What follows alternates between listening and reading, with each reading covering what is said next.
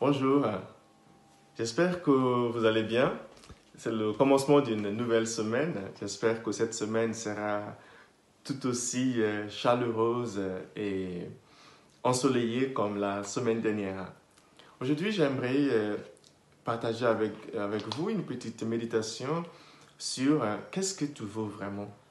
Qu'est-ce que moi je vaux vraiment. C'est important de savoir où on va dans la vie. Sinon, on ne saura même pas, même si on y est arrivé. Le Seigneur, ce matin, dans la première lecture qui est tirée du prophète Michée, chapitre 6, de versets 1 à 8, dans ce texte, le Seigneur demande à son peuple, mais qu'est-ce que vous voudrez vraiment? Qu'est-ce qu'il y a encore? Qu'est-ce que je n'ai pas encore fait pour vous? Qu'est-ce que vous voudrez que je fasse en plus? Ça me rappelle un peu les questions d'une maman, par exemple, qui est frustrée par le comportement de son enfant et qui lui demande, mais qu'est-ce que tu veux encore que je fasse pour toi? Qu'est-ce que je n'ai pas encore fait? Qu'est-ce qui me reste encore à faire? Et à travers ces questions, le peuple de Dieu commence à demander à Dieu, ok, qu'est-ce que tu voudrais aussi que nous fassions? Vous voyez, donc il y a deux aspects de à toute relation en fait. La première, c'est de savoir qu'est-ce que moi je veux vraiment pour moi-même. Qu'est-ce que je voudrais dans la vie. Et la deuxième, c'est qu'est-ce que l'autre voudrait pour moi. Et à partir du moment où il commence à poser la question, ok Seigneur, mais qu'est-ce que toi aussi tu voudrais? Dieu aussi profite pour s'exprimer. Il a dit, moi, je ne veux plus de vos sacrifices.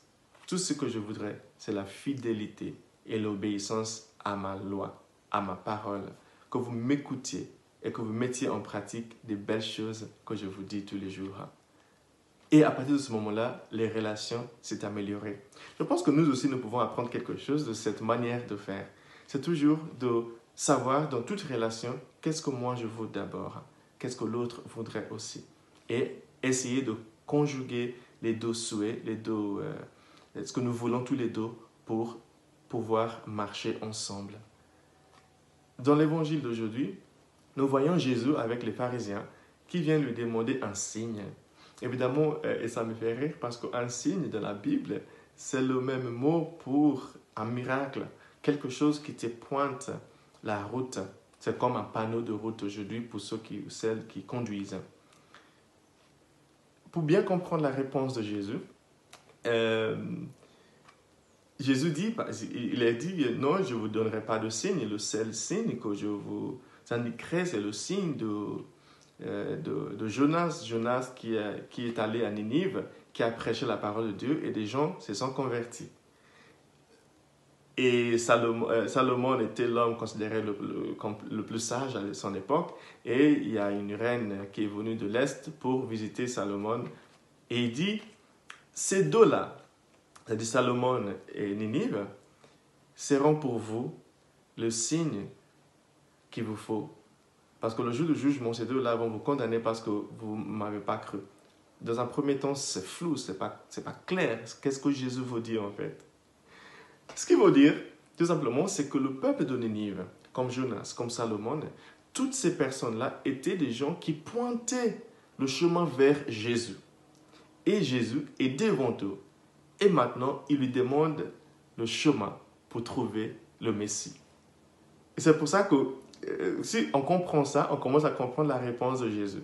C'est-à-dire, si vous êtes déjà là où vous allez, vous n'avez plus besoin des panneaux de route. Toutes ces personnes-là, tous ces personnages bibliques que vous vénérez autant, ce sont des gens qui pointaient le chemin vers moi, c'est-à-dire Jésus. Je suis là maintenant, vous n'avez plus besoin d'autre chose. Vous n'avez plus besoin de signes, vous n'avez plus besoin de panneaux de route. Vous êtes arrivé à votre destination. Comme dirait le GPS, votre destination se trouve à droite. Jésus est juste devant toi. Et cher ami, aujourd'hui, c'est ça que le Seigneur voudrait que nous gardions en tête. C'est que tant que nous avons Dieu en nous, tant que nous avons l'amour en nous, tant que nous avons Jésus avec nous, nous n'avons pas besoin d'autre chose. Mais parfois, nous avons tendance à fuir à gauche, à droite, en cherchant la paix, en cherchant le bonheur, en cherchant la joie, en cherchant un sens à notre vie. Ce matin, Jésus nous rappelle tout simplement que tout cela, tout ce que vous faites pour le bien-être, pour trouver le bonheur, pour trouver la joie, pour trouver un sens à votre vie, toutes ces choses-là, Ce sont des panneaux qui pointent vers Jésus. Il suffit tout simplement de venir à Jésus et vous aurez dépassé tout ça. Vous allez découvrir que tout cela était simplement des signes qui pointaient vers le Seigneur, qui nous accorde tout ça et plus. Que Dieu vous bénisse, le Père, le Fils et le Saint-Esprit. Amen.